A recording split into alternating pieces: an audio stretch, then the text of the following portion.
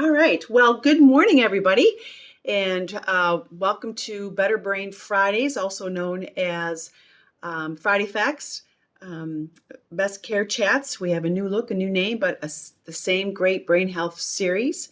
Right now, we're doing these webinars, and it's our kind of our reality right now. And we are not permitted to do or host large gatherings quite yet, so we will continue with these webinars through the end of August. And by golly, next year, Angela, we will be back at Dove Healthcare West in the beautiful community center. I can't wait to get back there. So welcome, everybody. My name is Lisa Wells, and I'm the Dementia Care Specialist at the Aging and Disability Resource Center. And with me is my partner, Angela Height with Dove Healthcare. So say hi, Angela. There's Angela. Oh, you're on mute, Angela. Oh, maybe I need to unmute everybody. Hello, everyone. Welcome. There we go. Before we get started, just a couple of housekeeping things about the webinar. We do have to make sure that everybody is on mute. And I should have everybody muted, but just in case, at the bottom of your screen, you'll see a microphone. So if you could please click on that, then you should have a line through it saying that it's muted. If you're not on mute, it makes it difficult and it can be kind of loud and we can have some background noise. So please make sure that you're muted. You can choose to have your video on or off. It's always kind of nice to see people's faces, but certainly understand. So at the bottom of your screen as well, there is a little camera and you can stop your video if you do not want to be on camera. This presentation is being recorded and will be available on our website at eauclaireadrc.org. You can find all the recordings of the Better Brain Friday webinars on our website as well. After today's webinar, I will send out the PowerPoint, Laura's PowerPoint to everyone, so you can expect that in your email a little bit later today. And so at this time, I'd like to introduce Laura Plummer, who is the Assistive Technology Coordinator with the Wisconsin Department of Health Services. And she will be giving us some great information today. And so I'd like to welcome Laura, and thank you so much for being here today, Laura. So I'll let you go ahead and get started. Oh, you know what? I want to mention one more thing before we do get started. Laura will be, as she goes throughout the presentation, she'll be stopping for questions. And so at that time, I will unmute everybody, or you can unmute yourself if you want to ask a question. You can also put it in the chat box below. In the right-hand corner, there's a little chat box, and if you click on that, you can type in your question, and Angela will be reading those questions. So if you could please hold off until Laura asks for questions. So with that said, I'll let you go ahead, Laura. Thank you. Great, and am I unmuted? Okay, perfect. Hi. Well, thank you, Lisa and Angela, for inviting me to speak today. And I hope next year when you're in person, I get an invite as well, because I truly miss connecting with everyone in person and look forward to the day when we are back in person. And I typically hand out Hershey Kisses when I give presentations. So this past year, it's been entirely up to me to eat them all. So it'd be great. And I found a new flavor. If you haven't tried it, I'm not sponsored by Hershey, but I would recommend the birthday cake flavor. Has anyone tried this yet? It's fantastic. And I hope it's not one of those. Very good. Yeah, I'm hoping it's not one of those short flavors that they only have for like a month or two, because I'm going to be crushed when they're gone. Unlike pumpkin spice, which tasted like a wax candle. So anyway, great to see everybody, and glad you're here today. So as Lisa said, my name is Laura Plummer, and I am the statewide Assistive Technology Program Coordinator, and that position is with Wisconsin Department of Health Services. So I'm actually housed in the Bureau of Aging and Disability Resources. And just briefly, my background is I worked for many years at the Center for Independent Living for Western Wisconsin, providing assistive technology services to all ages, all disabilities, but primarily my background is with hearing loss and vision loss. So the majority of my time and career has been spent working with individuals that are older. And following that, I kind of went into program management at UW-Stout, the WISTEC program, which is the federal AT program that I oversee, as well as doing technology assessments. And then on a personal level, I just love all things gadgets and electronics. In our house, we sometimes fight over who gets to set up the new devices. And, so I'll try to buy something when he's not home or vice versa. So as Lisa said, feel free to use the chat to ask questions, and I'll pause every now and then to just check in with everybody. All right, so this first slide is not meant to really be read. It's just to show when we talk about assistive technology and social connectiveness, social isolation, I try to use the connectedness word since it's more positive than isolation. There are no simple answers. And so this is just sort of a running bullet list of examples of questions that I've gotten throughout this past year. I've spent a lot of time fielding questions and working with folks on making not only, maybe a facility decision, but also those individual ones, like how can I connect to my mom or my dad, things like that. So it's a complicated topic. So this just goes to explain that lots of different ways and things that we need to ask and consider when we look at connectivity and technology. So the next slide is simply a bear laying on the ground. Well, there's 3 pictures of the same bear. And when we talk about the technology and the solutions, it's really a matter of problem solving. It's asking the questions, it's identifying the barriers, identifying the opportunities, and then just figuring out how to make it happen. And so I used this series of pictures from my friend's front yard, actually, to demonstrate that this young bear was hungry. It saw a bird feeder, and it was a little hard to eat while standing up, so it had to figure out it'd rather sit down to eat. So it figured out to bend that bird feeder and get it down on the ground, and then the bear was able to just kick back, relax, and problem solving allowed it to eat in a much more relaxed position on its back. So the first thing that we want to talk about is when we look at technology and connectivity, social connectedness, is what is the goal? So over the past year, we've all really had a lot of time to think introspectively about how we connect with others, why do we connect, and what are we trying to get out of that? So, and often it's a caregiver. It might be an adult child of an older parent or another relative. And so often it might be for family visits or for check-ins.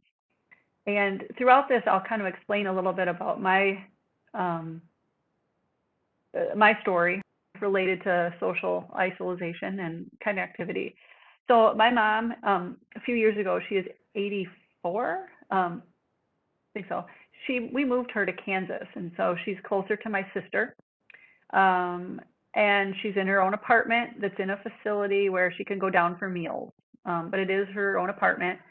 And she has a lung condition, so she's on oxygen. So obviously the pandemic meant that she was in her apartment basically from March on. My dad had passed away the previous year. My sister we're a great family, and my sister is very good about making sure all the medical stuff is going on, but she's not a techie. She sometimes won't think about the technology end of things, or sometimes even that social need. So here I am states away, and couldn't see my mom. And we taught her to use an iPhone. So we were able to do that. But for me, the reason to use this technology primarily was a check-in. And I'll tell a little bit more as we go through here. For others, it's increasing that engagement. We're all like in solitary confinement if you live alone. I mean, even younger people that had during the pandemic, they were forming their own bubbles. I mean, they were moving in with friends so that they weren't spending a year alone in their own apartment or home. We can use our technology for daily living tasks. One example is we all, for daily living, a lot of us use a remote control instead of getting up and walking across the room. But we can also use technology to reach the outside world or to get the things we need. Probably there isn't anyone on here who has not benefited from Amazon or Amazon Prime. delivering something to their house where they never had to leave to get it. We need personal care, and we have to think about care providers. How do they get in the house? How do we ensure they're doing the jobs they're supposed to do? Along with just managing your home environment, changing the thermostat. My mom got a new thermostat during this whole pandemic, and she still the other day, she says, well, I don't think it's turning on. I mean, mind you, it's Kansas and it's June, so I don't think it needs to run. But she's worried about it. And so we're going to talk about tools that can be done to help alleviate that, because that's safety and peace of mind. But in the end of it all, when I'm asked about technology and connectivity, is whose goal is it? So often, someone like me who's very techie, I want to throw all the devices I can at it. But I have to step back and think, what kind of stress is this going to cause on my mom? And is she someone that wants to connect? Maybe she hates looking at herself on video. And if I put a video in there, she's going to resent it. She might unplug it. So no matter what the caregiver wants to do, we always have to ask what the goal is for that individual, and whose goal it is, and where can we balance that. So any questions so far on that? Nope, doesn't look like it. All right. So technology and connectivity. So we've got many ways that we communicate. Back in the before times, we'd communicated face to face. We're now getting to do that a little bit now. We've got snail mail, phone, email, video. Some people use all of those tools, and some choose to use none of those tools. And then all the variety in between. So the technology that we'll talk about and the barriers and the questions to ask kind of overlay all of those different ways in which we communicate. So I'm going to identify a few barriers that really popped up. And these barriers were not new. These are all things that existed before COVID. But COVID took a bright spotlight and shined it on all of these. And it really brought home the disconnect, actually, and the inequities of what people have and don't have, and their abilities to use things, afford things. So, first and foremost is access to the devices themselves. Fortunately, my mom had an iPhone that had been my father's. Otherwise, she would have had a flip phone.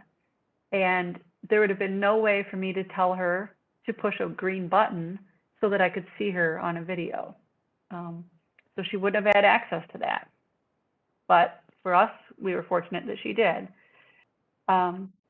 We have to think about the service availability. And we'll be going through these a little more in depth later, but what's available? Is there high-speed internet? Can we afford it? And not just buying the devices or the technology, it's that maintaining. It's every month, you have to pay for it. It's a willingness to use the devices. Like, I could never have sent my mom something and she would have picked it up and used it. She kind of had to be reminded and convinced. And then we have individuals that just are not, they've never used devices, they've never used technology, and they don't have the digital literacy, just like we all have to learn to read and write. Think about it when you go to check out at a store or a gas pump. Every single one of those systems is different than the other store. And so right now, you have to transfer that knowledge from, okay, when I went to this gas station, that's how that pump worked. Now I go to this next gas station and it looks a little different, but I can kind of transfer those skills. So that's part of digital literacy. And then just the support.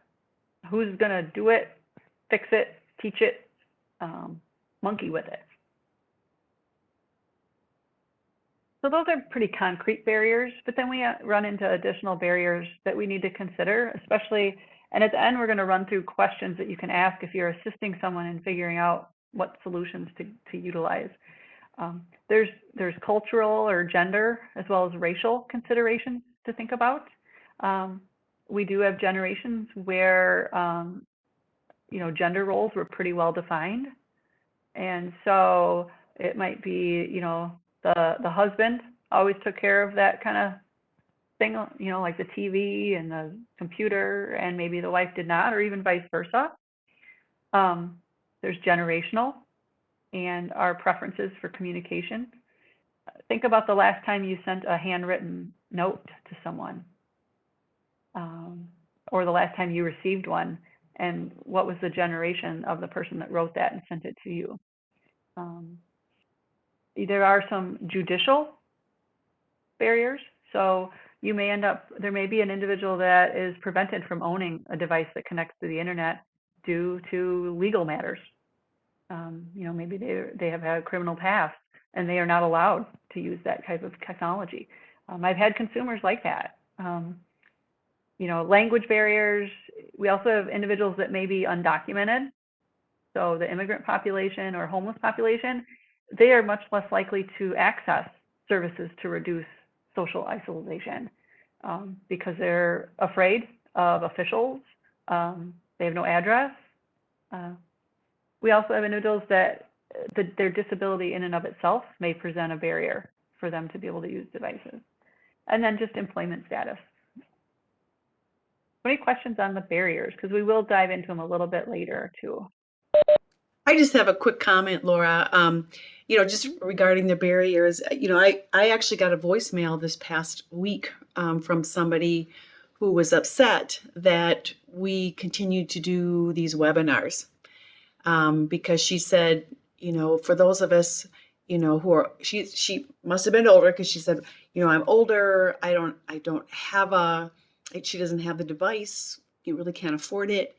And so she was really upset, and it's hard because, there's absolutely nothing we can do because we're not permitted to do large gatherings right now per, our health department. So, I think those are some big barriers for so many people. But then on the other hand, this past year, we've also been able to reach people that we never would have if it wouldn't have been for this technology. So kind of a bittersweet in a way, but difficult as well. So that social isolation, trying to reach people when they just don't have the access has been, you're right, a very big barrier. Yep, and I'll speak a little bit to that, but you're right. I think we can all agree that COVID's been a double-edged sword.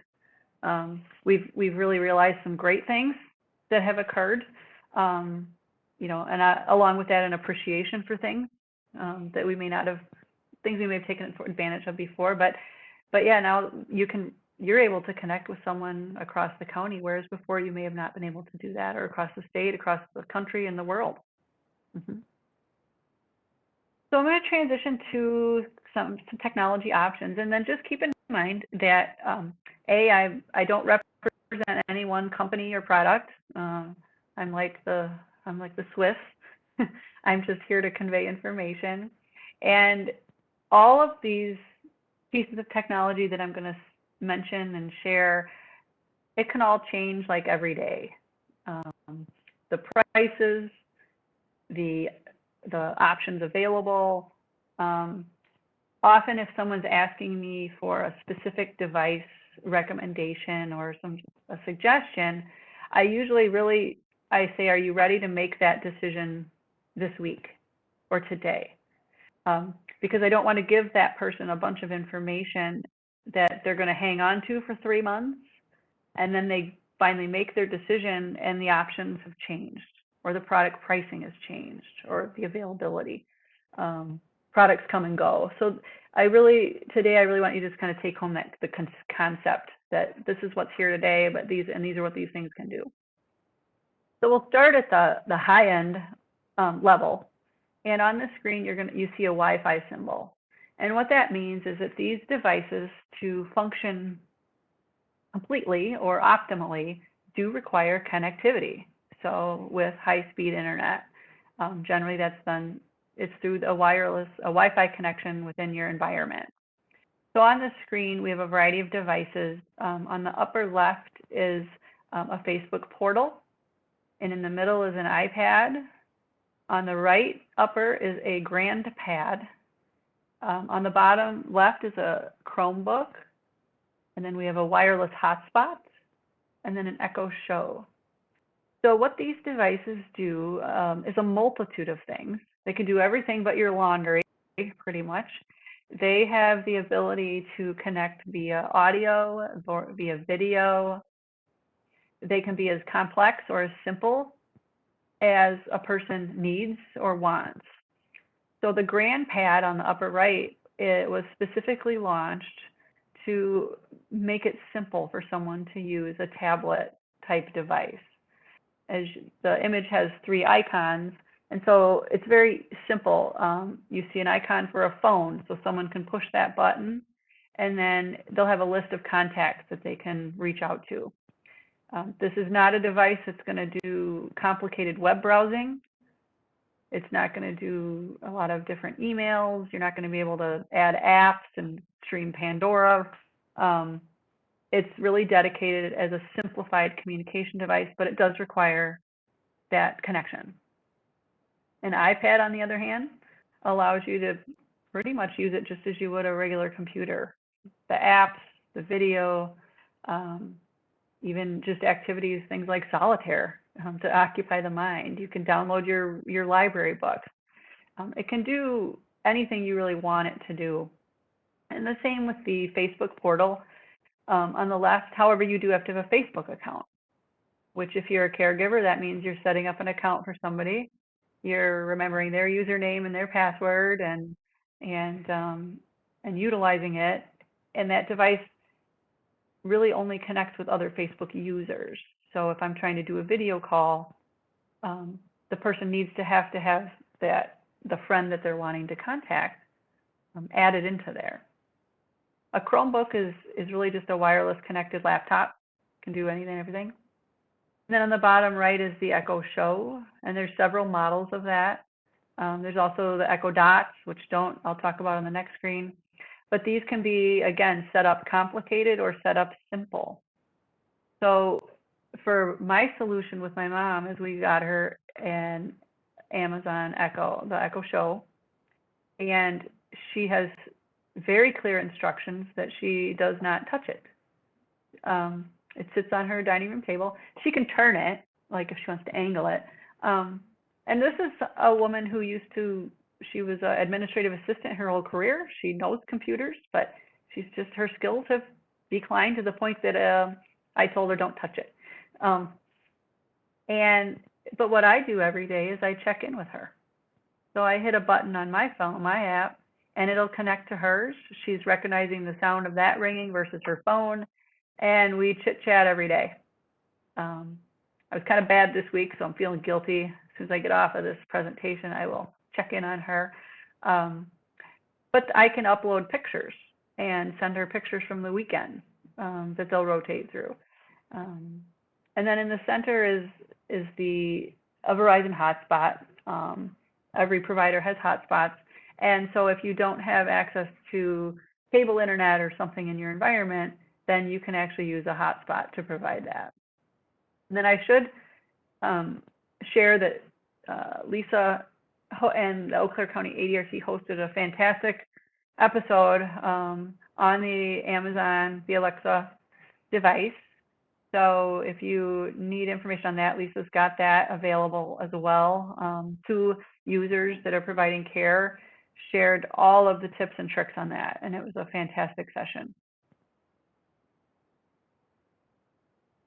So stepping down, a little bit less complicated, are what I would call middle tech options. So on the screen on the left is an Echo Dot, and then on the right is a Google Nest Mini. And these are, again, connected to the internet. In order for them to function, they need that lifeblood of our internet connection. But there's no screen. So these can be set up more as a device you talk to, or you provide and ask questions or provide instructions. So you might say, Alexa, what is the weather today? and this device will tell you what the weather is. You know, when's the Packer game? I don't even watch football, but that's what I use it for, so I know if I can go to the store or not.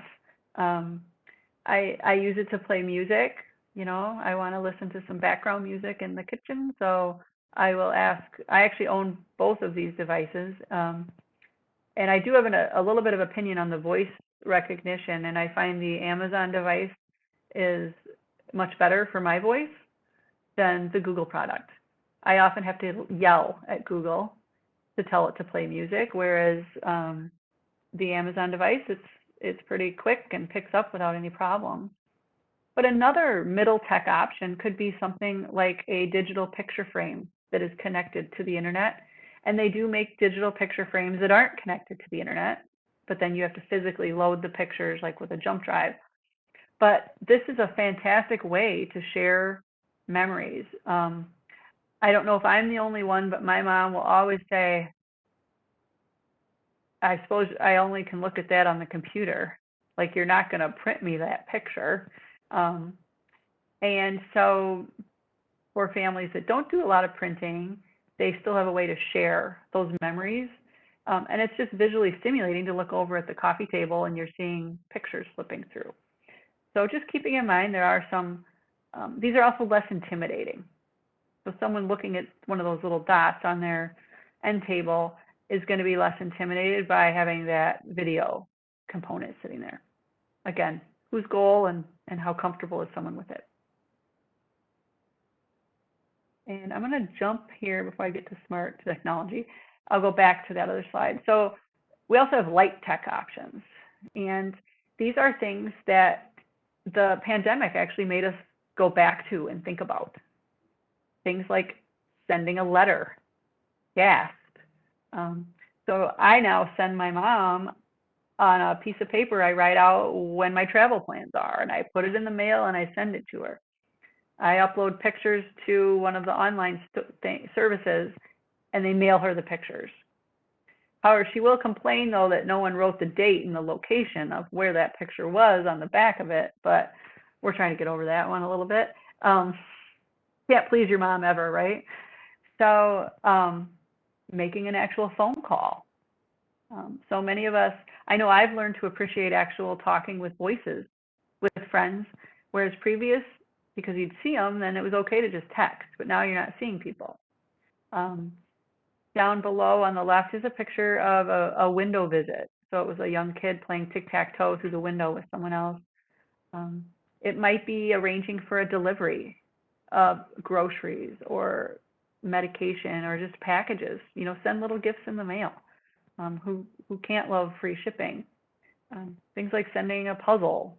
And then the other two items, there is a phone that provides closed captioning, and that's at the top. That's a Captel phone made in Wisconsin.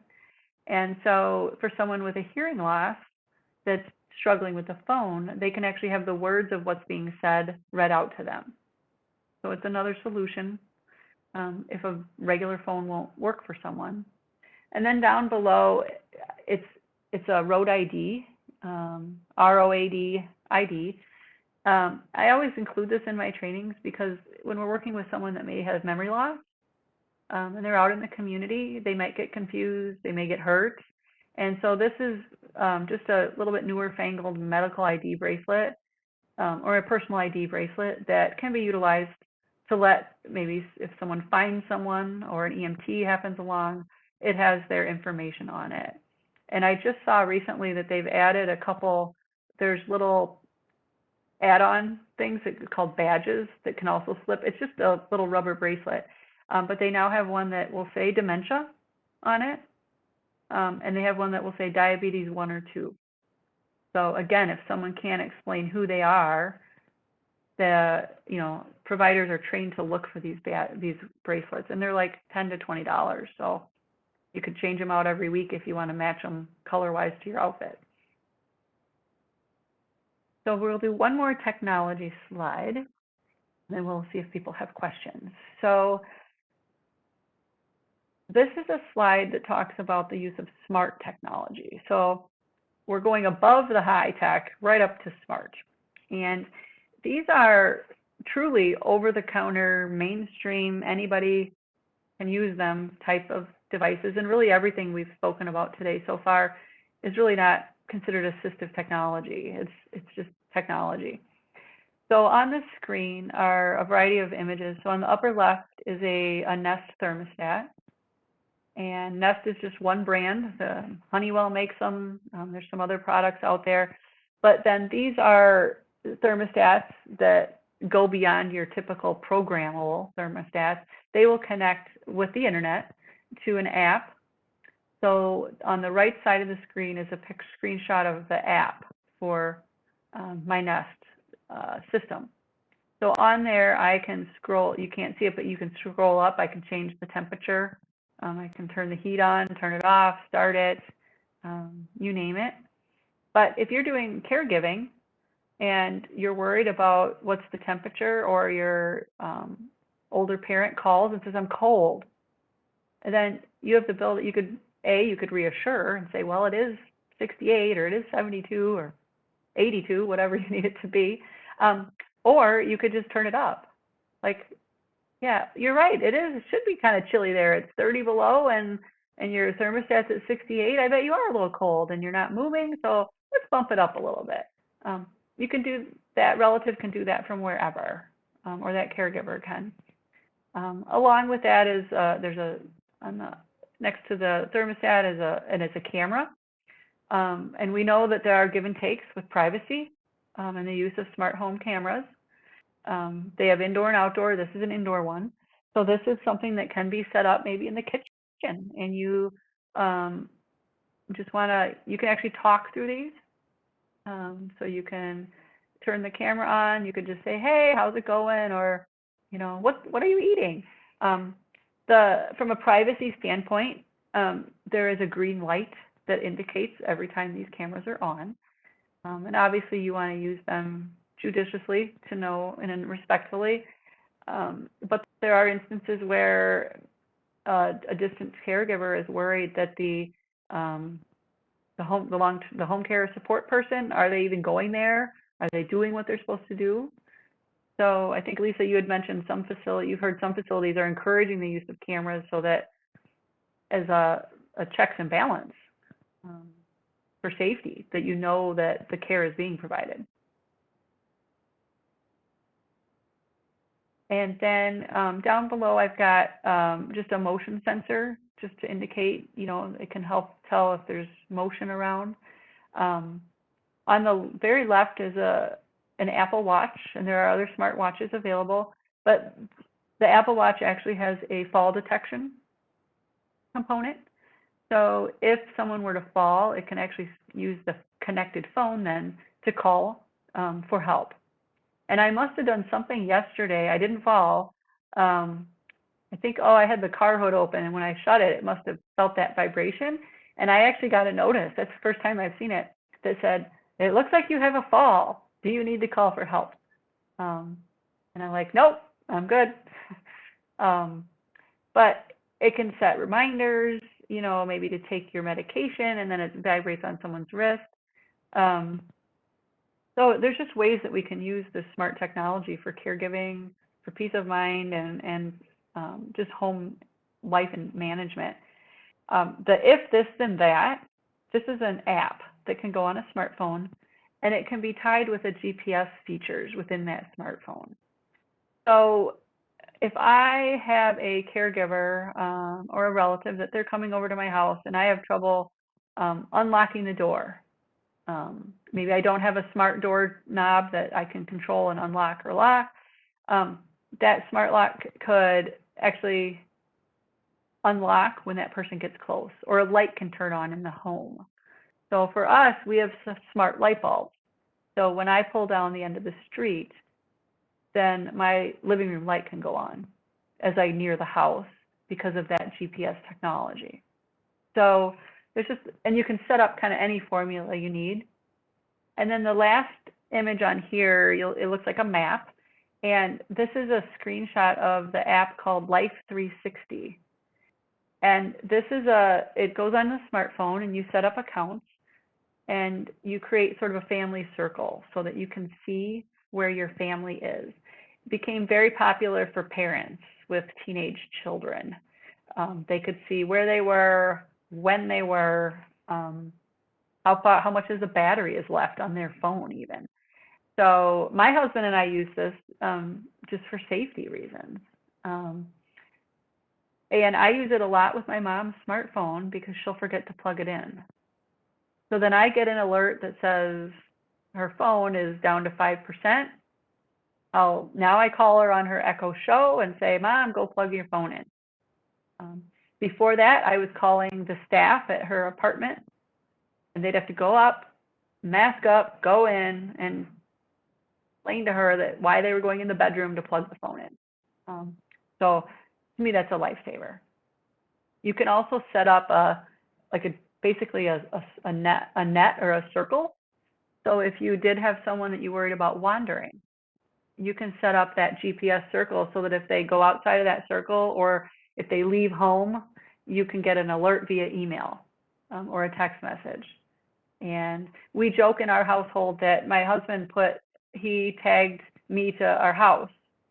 And so whenever I leave home or come home, there's an email that he gets. Well, the email comes to our joint email, so I see it too. It's not a secret stalking thing.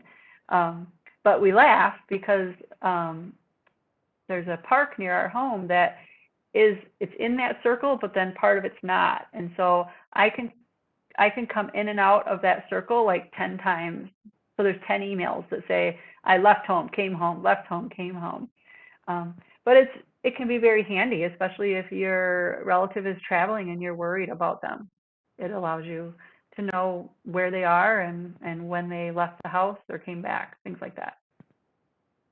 So lots of technology. Any questions so far coming in from the gang? If you have a question, you can unmute yourself or you can put it in the chat box. And while you're thinking about that, Laura, will you get to costs of some of these things? Okay, so we'll be discussing that. Okay, because that would definitely be my next question. Okay, and actually I can go back through I don't really have costs listed, but we can jump through the slides and I can kind of give some ballpark if that would be helpful. I think so. But real quick, anybody have any questions? Again, go ahead and unmute yourself or pop it in the chat box. So. All right. So yeah, so we have back up to the high tech options, and so from a cost standpoint, down at the bottom, like the Echo Show comes in a couple different models. There's a 5-inch that is around $75, give or take. There is an 8-inch, and then there's a 10-inch. And so I think the 10-inch is like $199. Chromebooks vary in price. When compared with an iPad, they're much more affordable. So you could probably get one for like around $200, give or take. Again, I haven't priced these out specifically, and it will vary on who the manufacturer is. On the screen, probably your highest expensive connected device would be your iPads that are, like $499, and then they go up from there. So those tend to be more expensive, and then you do always have to consider things like a screen protector. Anytime we have touch screens, we want to make sure that they are protected from scratches or breakage, or a case. So if someone has tremors or something, you're going to want a little more protective case than maybe someone who doesn't. Someone who maybe has diabetic neuropathy and maybe doesn't have feeling in their fingers. Touchscreen may not even work for them, or if it does, you want to make sure that they have a case that's easy to hold and is grippy. The GrandPads do require you to have a US cellular plan, and they do have either a kind of a pay-as-you-go, or you just can buy it outright as a package, and that's several $100s. Otherwise, the service itself is through US Cellular. The middle tech options are certainly more affordable. I haven't looked today, but the Echo Dot, I think, has been as low as like $25. And we actually got our Nest Minis were mailed free from Pandora for some reason to us. So these are almost giveaway type devices, they are that affordable. They make like a kids one so that it's in bright colors, but that could also be good for someone with vision loss that might have difficulty seeing them. The digital picture frames can range anywhere up to maybe $200 depending on the memory for them. ViewClicks is one that's been, and I don't have the price on that, but that will actually do video calls as well. And that's a kind of a newcomer to the market. Hey, Laura. Yes. So I'm not confident what the question is, but Sharon typed in the chat that she needs additional distance for Wi-Fi signal. She was sold a router and Ethernet cable. Is this the correct equipment? What was the second part? She was sold a router and a what? I'm guessing that Ethernet cable. Oh, okay. Yeah, you can actually get a repeater. So you'll plug your router in, and then you actually would have like another box in another room, or a range extender would be the other term for that. So sometimes in a larger home, that signal gets weaker the further you are from that. So whomever her provider was that set it up, she could certainly talk with them. Your router should always be secure with a password and username. And so some people are comfortable doing that by logging in to the internet and logging into their router. Other people generally will reach out to like the Geek Squad. But you can just, those allow you to extend your range from one area of your home to another. And it also happens too if the home has a lot, if it's maybe a more, you know, I've seen people have more like, or they're trying to get it to a pole shed. You know, the metal will interfere with that transmission. So she would want like a range extender, and then that just connects from, takes the signal from her router and bumps it along. Like a wireless extension cord is how I would describe that. Yep, a good question. So the smart technology does get a little bit more spendy. The Nest system, you get different packages for it. There is the smart doorbell for the Nest is like $229. There are some less expensive brands on the market, such as Wyze, W-Y-Z-E. The Ring doorbell is less expensive. And then Arlo is another brand, A-R-L-O. So there's ranges in prices. Nest is probably the highest price, I would say right now, but you can still bundle up, like you get an indoor camera and an outdoor camera. You can attach a security system to that, have it monitored. The thermostats I think are around $250, and you can have just the thermostat if that's all that you need. The Apple Watches are around $200. So that tends to be, you know, once you start getting into that smart home technology, it's good to kind of stick with, you know, do the research and stick to the one brand, so that you are, A, you learn it, and B, we've seen a few flash in the pan companies come along, and then you're stuck with these devices if they're no longer supported by the companies, or the companies go belly up. So in the terms of smart home, it's good to go with a recognized brand versus some of the real inexpensive things that you're going to find on Amazon. Laura, if I could just, And then our light. oh, I'm yeah, go sorry. ahead. No. I just want to let everybody know, anybody who's on this webinar today, if you or somebody you know is caring for somebody with Alzheimer's disease or related dementia, there may be some funds available through what's called the Alzheimer's Family Caregiver Support Program to help pay for some of these costs. So, and the Alzheimer's Family Caregiver Support Program is available in every county throughout the state of Wisconsin. So just so you know, if you're caring for somebody or you know somebody who is, to give your local ADRC a call, and we could talk you through the eligibility for that. I just wanted to bring that up. Oh, that's great. Very good. I know, because people see this stuff and then they start doing the math in their head, and it's like, it can feel very overwhelming, along with all the other costs related to caregiving. Laura, there was one comment not a question, but she said, I got an extender from Best Buy, so my elderly neighbor across the street would have internet connection from my internet. Oh, that is a great story. I love hearing that. That is awesome. Way to problem solve. And I'm going to be sharing that in the future. I love that solution. That's great. All right. So one last little bit about technology, and it's just how do we get the sound into people's ears? Sometimes we're looking for caregiving, and someone may be in a facility, or we're worried about privacy, or they have a hearing loss. And so we've just got a variety of, there's different headphone options, but two of the ones I like to point out are on the right side.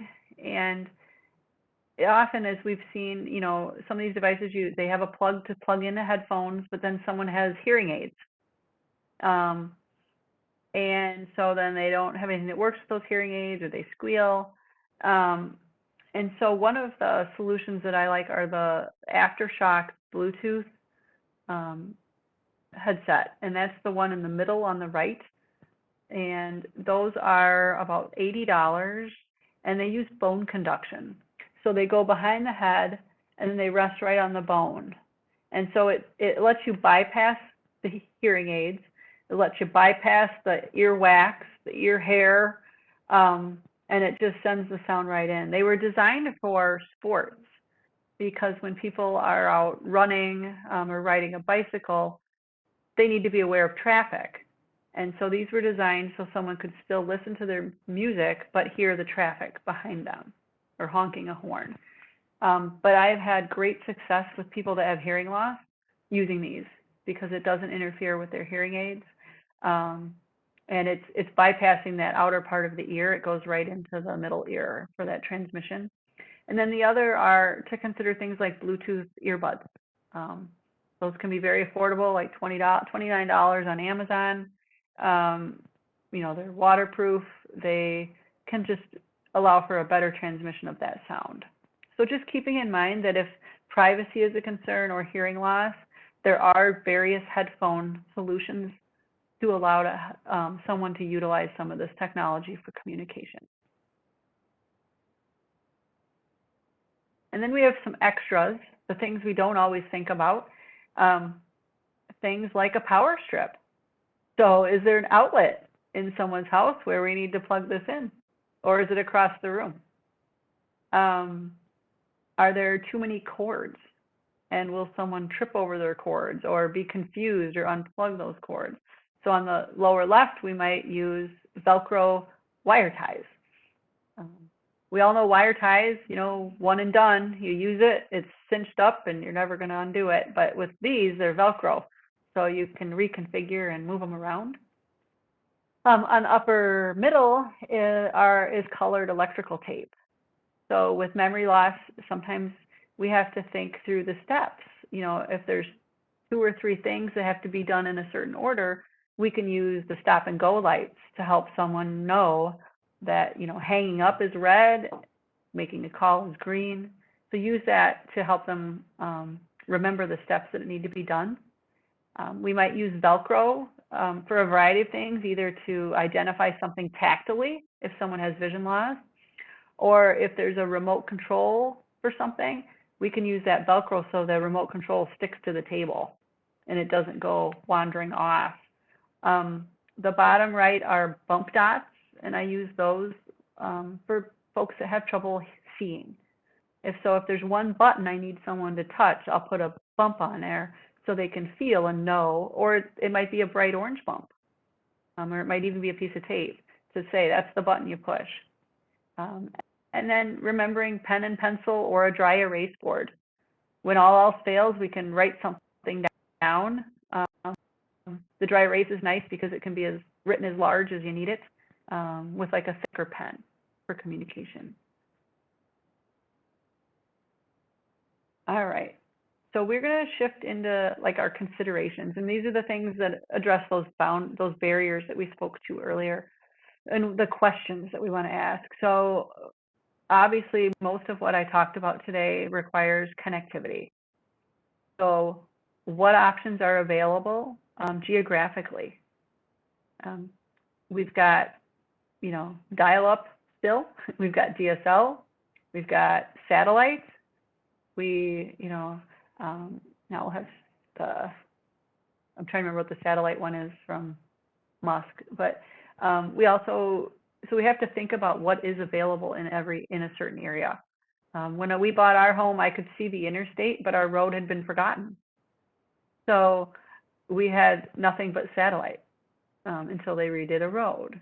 I mean, I would never have thought that moving into that home, that why wouldn't there be internet? The interstate's right there.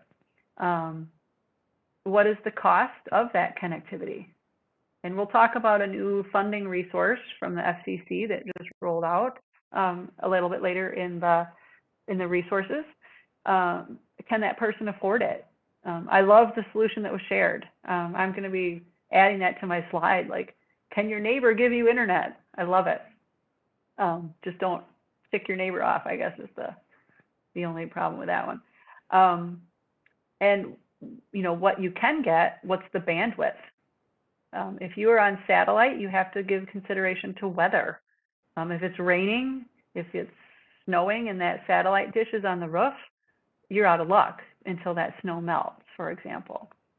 If someone's living in an apartment or in a facility, maybe a nursing home or assisted living, are there restrictions within that building? Both from what they can connect just to even electrical. I had a lady at a nursing home, and I swear once a week I would get called to say her amplified phone didn't work because they came through and did a fire inspection and then they would unplug it. And it needed the electrical to be amplified. So sometimes it's working with that facility. And I don't know if Angelo has anything to share on that just from a facility standpoint, but it will vary depending on where someone is living. And so just have to think about that. Or it might be made available by that facility. You never know. Maybe they make Wi-Fi available for everybody. Hard to know. I think most places, I know ours do, are pretty up to speed with having Wi-Fi throughout the building. Great. Free. I'm glad to hear that. Most places Yeah. you don't even need a password anymore. You just Perfect. connect. Yeah. That is good news. Then we have to think about accessing the devices themselves. So are there things such as hearing, vision, or a physical disability, or even a cognitive learning disability or dementia that are going to impact how and what someone can access and the functions they can do on a device? Digital enthusiasm, and that one's when I always talk about my mom because I had to kind of talk her into getting the show. She didn't have a whole lot of enthusiasm for learning one more thing because for her it was pressure. She still has a lot of pride in the fact that she's a smart person, and so when technology comes into her, something new comes to her, she feels dumb and she feels embarrassed. And so I have to balance that when we introduce things because I don't want to make her feel stressed or hurt that she can't remember something. And I think we've all experienced that when maybe it's something physical we can't do and we get frustrated and ticked off.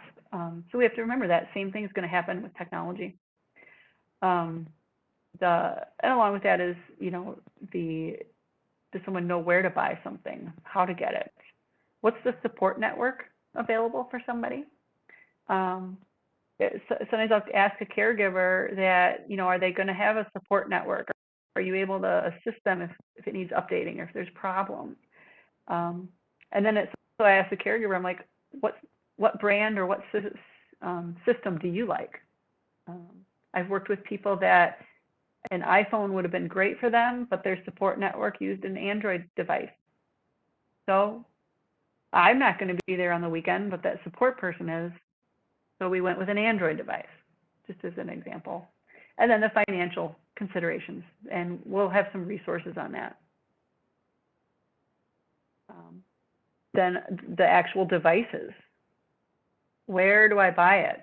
What do I buy? How much is it going to cost? Again, and that's the worst one because it changes all the time. who's going to set it up? Is there a service? Or does the family know how to do that? Account management, that's a biggie, because for the Amazon devices, for example, and Facebook, I mentioned it earlier, that person really is best off having their own account. But you still have, someone has to manage that account, especially if the person can't. So for me, my iPad is, the Alexa app is logged into my mother's account. So I can manage her account and device from my device because I've logged in. So it's not under my name, it's under hers. What are the passwords? Our family has a whole document in Google Drive that is shared to all of us, all the 3 girls, of all of the passwords, all of the accounts, all of the logins, so that we all have access to that. And often that doesn't get thought of until someone dies. And then everybody's trying to figure out how to get in. My biggest piece of advice is, before my dad died, several years before, for some billing question, he put me as an admin on his Verizon account. And my mom never was. So when he passed away, if I hadn't have been an admin on that account, she'd have lost her phone number. So think about that knowledge of passwords. So not only do you have to remember your own now, you got someone else's to deal with. Again, that troubleshooting, training, the updates, is the person going to look at a device and see like a red number 8 with a red circle on it on an iPhone and be, what is that? Not realizing they have to update their apps. So in summary, the questions that we want to ask include, does the technology we're thinking about have to be connected? Or are there solutions that aren't connected? What are our internet options and what's affordable or available? How willing is the person to use something? What are the privacy considerations we need to consider? Then who's going to set it up, train, keep it up, figure it out, all of that. And then lastly, as I've talked several times, will it cause confusion or frustration for everybody? I don't think my sister is ever going to use the Echo Show with my mom, to be honest. She still is doing FaceTime. The other day she tried to do FaceTime while I was doing the Echo Show, forcing my mom to try to do 2 devices at once. So that willingness can be on not just the side of the end user, the person receiving care, but it can be on the part of other family members. With the smart home stuff, it's great because more than one person can have access to that, like that Nest app. So it can spread out caregiving. Joe, the son, could have the Nest app, but Susan, the daughter, does. So either one of them can handle that home management with the smart home technology.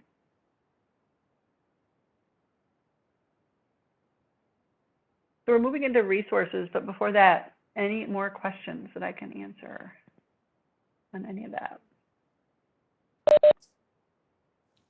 I know there was a comment in the chat box, Angela. I don't know if you want to read that one. I thought that was kind of cool.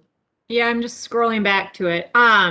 So one idea that someone shared is, she said, on the lower tech side of things, my neighbors and I check in with our small group by email each morning.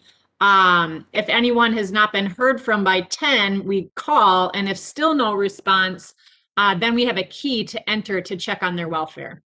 So that's really That's cool. a great neighbor. That's a great neighborhood. That What a is. great idea. Like the old-fashioned calling tree. Yep. And it's free. It's free. It doesn't cost any money to Yes, do that. No, I love that. That is awesome. So we're going to talk a little bit about resources. So as Lisa already shared, your local ADRC not only has knowledge, but they might have funding resources,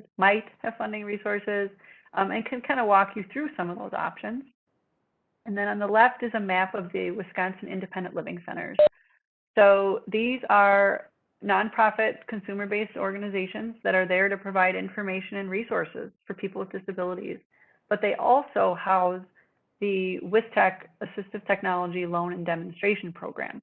So they have devices that are available for short-term loan or for demonstration. So if you're not sure if it's going to work, you can work with a staff member from an independent living center to determine and actually get your hands on something to see if it will work or if it will not work.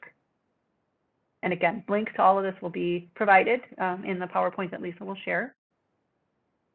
And then along with that, I've got kind of a fairly good list of resources here.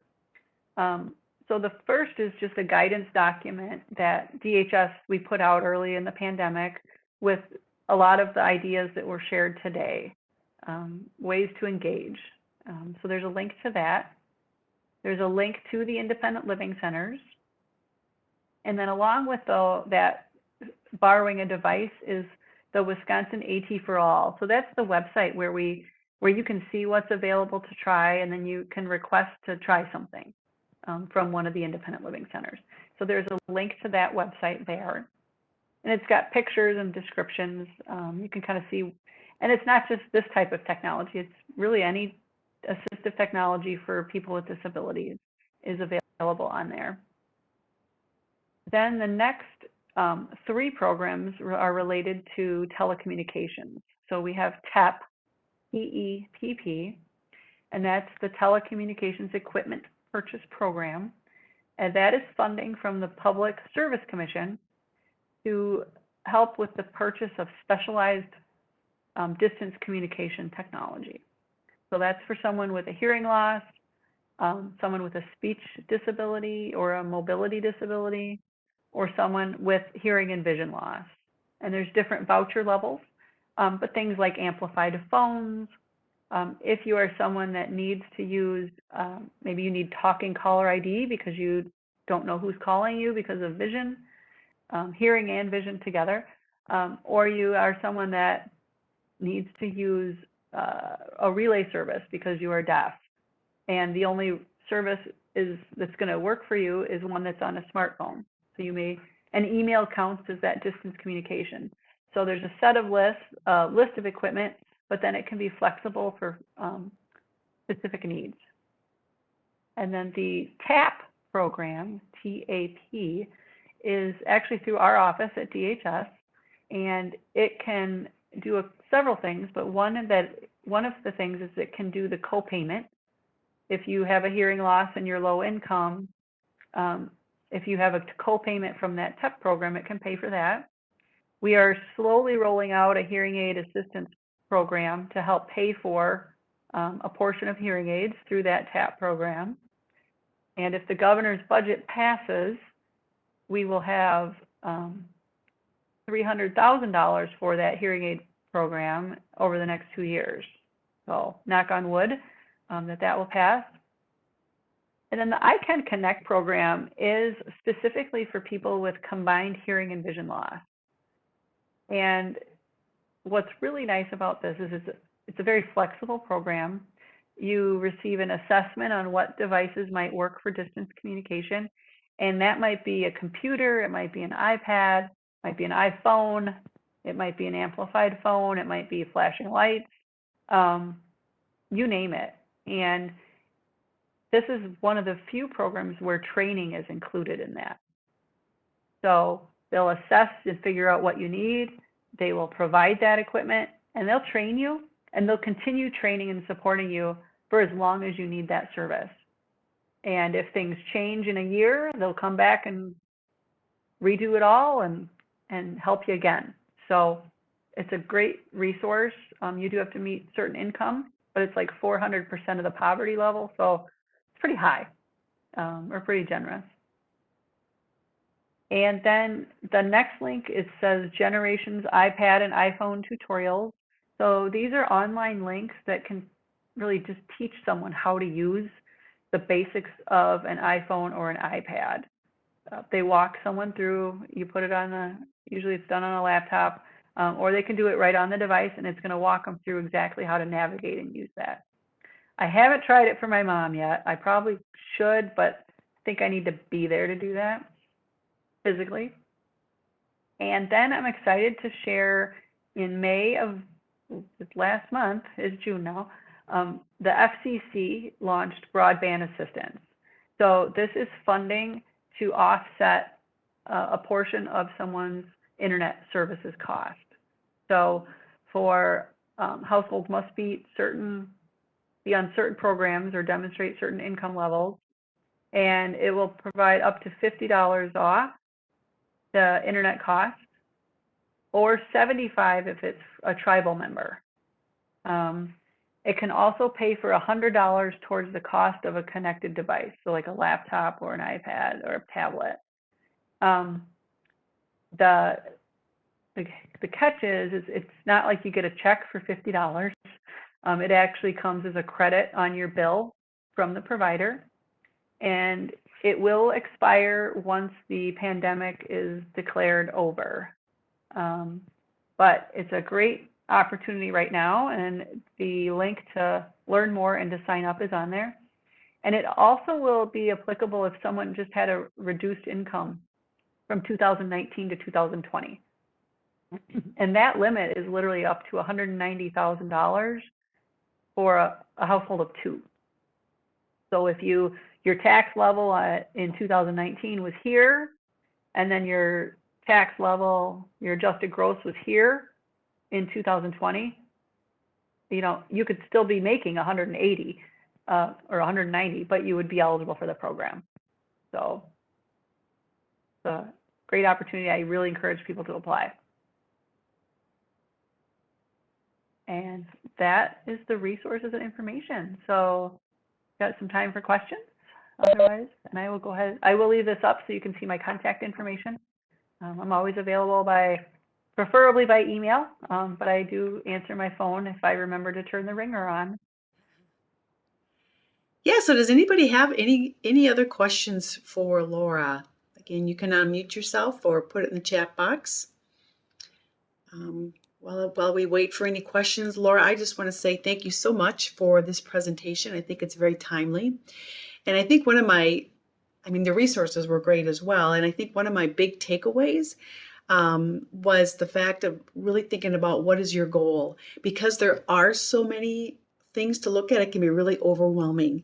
But if you really think about what is it you really want, what is your goal? So as you were talking, I was thinking about for myself, I would love to be able to just say, Alexa, play me some jazz, especially like in the kitchen when I'm cooking or cleaning.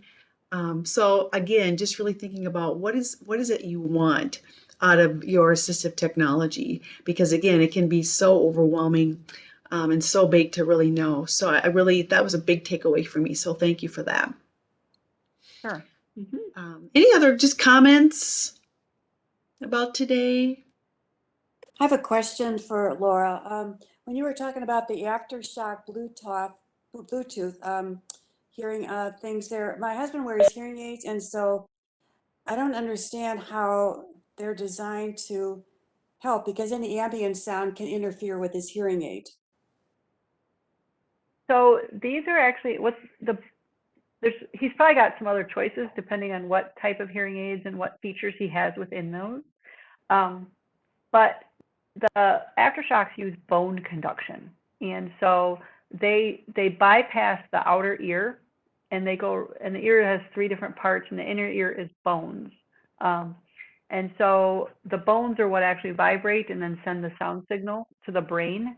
So it allows someone to utilize, he'd still be able to have his hearing aids picking up, environmental sound around him, but then he would actually be able to hear what the device is saying, or if he's listening to a music or a podcast, or making a phone call, the sound would go in. It's almost like two channels running together. So if there's a lot of background noise, like if he's in a noisy environment, say he's in a store or something, it may not help because his hearing aid is still picking those up. Okay, so they don't go into the ear, they sit on top of the ear. They sit on the little bone right out front of your ear. So right Okay, at the sit on mastoid, top. right at, yeah. Okay. All right. So Thank instead you of so sticking your fingers in your ear, just kind of move them back a little bit, and then it's right there, that bone. okay, great. Thank you so much. Sure. You know, again, I'll be sending out the PowerPoint and you'll have Laura's contact information. So if you can't think of anything right now, but something comes to you and you want to contact Laura, you can do that. So Laura, hope you don't mind if you get a bunch of emails or That's calls, fine. but that's what we're What I'm here here for. Right. Yeah. So I just want to thank you again for attending today. Thank you to Laura. And, I hope if you registered for our next webinar. If you haven't, it's coming up on Friday, June 18th. And we've got a real treat for you. We've got Dr. Don Dexter, and he is the top neurologist here in the community at Mayo Clinic Health System. And he'll be talking about brain health and sleep. And so I don't know about you, but I really need to hear this presentation. So please be sure to register, share with others, and something to this presentation coming up on the 18th. Just note there is a time change.